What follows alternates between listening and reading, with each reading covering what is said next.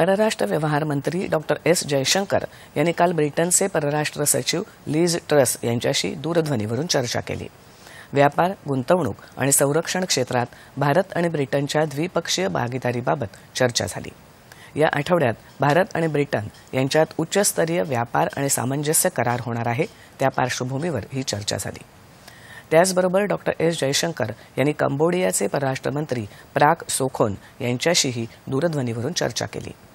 Bharat ASEAN संबंध, मेकॉंग गंगा सहकार्य तसंच म्यानमार परिस्थितीबाबत यावेळी विचार विनिमय झाला।